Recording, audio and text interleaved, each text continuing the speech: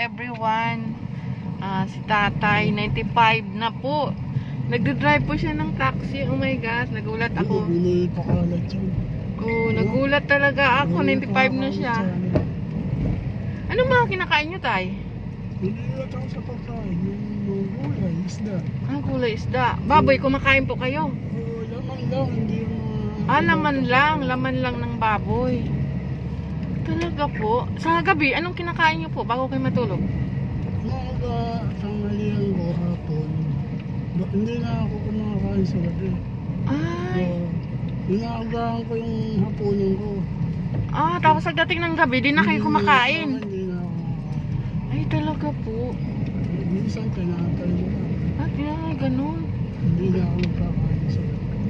Ay, ako, grabe ha. Napaka, Minsan yung tao, kailangan, ibang tao, maingat ka. Maingat sa pagkain talaga. Oo, kasi may edad na po, no? Kasi dyan na ang tao, dumadali ang buhay ng tao pag hindi ka maingat sa pagkain. Pag hindi maingat. Ayan, 95 na si tatay. Nakaka-expired naman. Tsaka nagulat ako, 95. Nagdadrive pa siya po ng taxi. Ay, naku, grabe. Nakakamanga si tatay. Sana po, marami pang katulad ni tatay na malalakas, no? Sana all. Opo. Sana bigyan pa siya ni Lord ng mahabang buhay. Kasi masipag po siya. Marami ng tao dyan, lalaki ng katawan. Oo. Walang ginagawa, kundi magnakaw. Tama po. Wala siyang ginagawa kundi Tapos yung mga senior, babawalan nila maghanap buhay. Oo nga no? Sa pamilya. No. Oo, tama. Hindi talaga dapat binabawasan. Kung ordinaryong tao, naghahanap buhay ng marangal. Oo, marangal. Walang kasiyahan, kahit nasa puder, nagnanakaw. Kaya nga po eh. Maawa kayo sa taong bayan. Yun na nga eh. Diba, hindi lahat ng panahon nabubuhay ang tao. Pag nawala ka, hindi natin alam kung saan tayo pupunta. Yan po. Diba? Sa mabuting papuntahan o sa makasalanang Opo, mapupunta. Oo, totoo yan. Masarap lang dito sa planeta habang nabubuhay ka. Hindi mo naiintindi na ang tao may gumawa talaga. Hindi na ngayon sinabing magpakayaman kayo dahil dadalayin niyo sa kalangitan. Opo. No, hindi po. Mabuhay ka lang ng marangal. Oo. No? Wala kayo nakakabyado, hindi ka nagnanakaw. Opo. Yun ang pagiging tao ng tao. Masiyahan ka lang kung ano yung meron ka. Grabe, na-expired si tatay. Sana yung may mga ganitong edad na kaya pang magtrabaho, sana pagbawalan ng gobyerno. Mamatay ako, wala naman akong ginawa. Kayang-kaya po ni tatay. Wala namang sa kapwa ako. Hindi ako magnanakaw. Sa parehas na pala, nabubuhay. Importante, nagtatrabaho ng marangal, hindi nagnanakaw, sabi niya.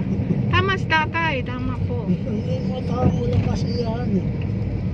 Habang hanggat makukuha nila yung makukuha nila, gagawin nila. Oo, nanakawin nila kasi wala po silang takot sa Diyos eh. Yun yung mga tao walang kasiyahan. Oo, walang kasiyahan. Ang poder, kayamanan, sanhi, nagdudulot ng kasamaan, Opo, totoo yan. kasalanan at kamatayan. Totoo Kasi po yan. wala ka nang pinikilala kung hindi yung kayamanan. Opo. Grabe nga ngayon ang corruption ngayon. Buti po na-discover ni Marcos, 'di ba? Matagal na pala yung corruption na 'yan kasi matagal nang bumabaha dito sa Manila, tay, 'di ba? Matagal na. Sobrang nakalang araw, hindi ba? Sobrang pagkagalit talaga ng taong bayan. Oo, kasi grabe na yung flood, yung baha. Yung ibang nanungkulan sa gobyerno, di ba? Walang pakundangan daw, sabi ni tatay magnangaw yung mga nagnanakaw dyan sa gobyerno na yan. Ay nako, sana matakot kayo kay Lord. Nako, pag di kayo nagbago, may imperno talaga kayo.